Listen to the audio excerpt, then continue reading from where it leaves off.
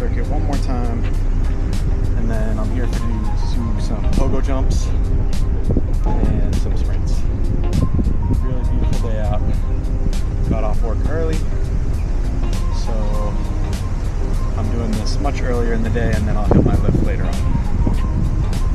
What's up, guys? This is Calvin from Agrin Performance, going through a little warm-up circuit that I'm going to put up on the screen here, and then just a short sprint workout that I did on a break from work.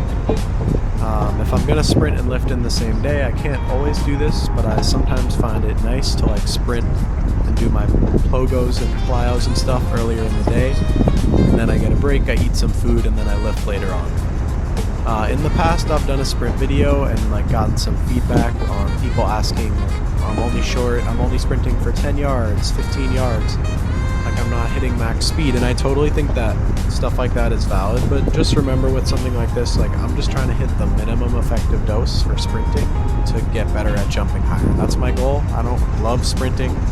I don't really care about getting much faster. I am just trying to jump higher. And I do think that you don't really need that much max velocity.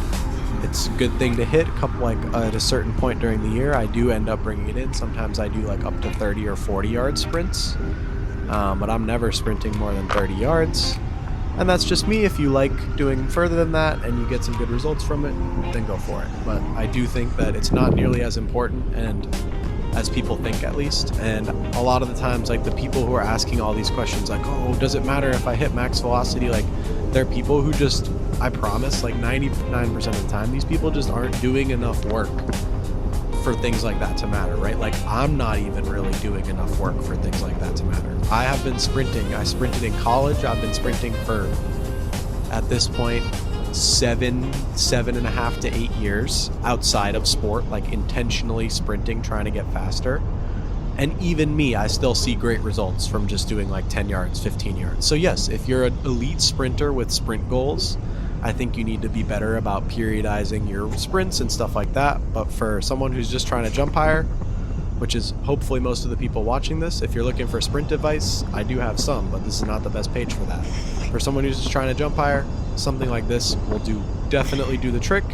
And then after you get used to it, maybe you're completely adapted to it, you can add in some max velocity work at a different time of the year. All right, thanks for watching.